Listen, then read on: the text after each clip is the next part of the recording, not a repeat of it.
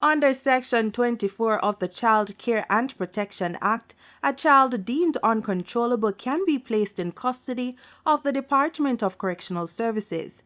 However, children's advocate Dan Gordon Harrison says in cases when the child is without legal representation, the preceding judge should inform the Office of the Children's Advocate (OCA) and the matter is put off. Mrs. Gordon Harrison says the OCA then intervenes to ensure that due process is followed. She noted Sunday's Gleaner report suggests there is a gap in the system. First, we'd have to gather the statistics to see what exactly does the full picture look like, look at what are some of the issues that are causing these orders to still be made, particularly without the presence of legal representation. So we'll be making some inquiries just to see exactly what the full picture looks like, certainly across the island, since this is what the report is pointing to. Well, I mean, this is something that's priority. So while I don't like giving specific timelines to say in 1 or 2 days, rest assured it's something that will be getting our attention within very short order.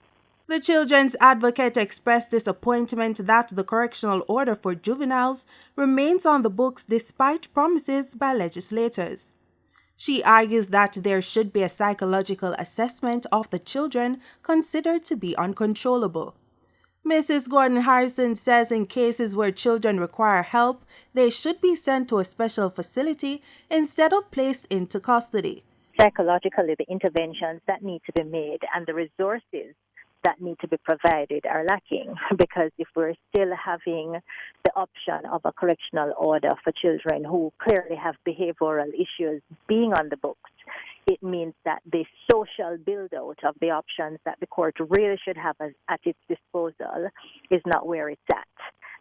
So we clearly need to look at that more fully. We need to look at beefing up those options so that if it is felt that a child cannot remain at home because of the extremeness of the behavior but needs to be put in a facility, that facility really should be one that has all the psychological services available to help that child to be rehabilitated and to cope with whatever underlying issue is triggering the behavior. Peter Gay Charlton, Frontline News.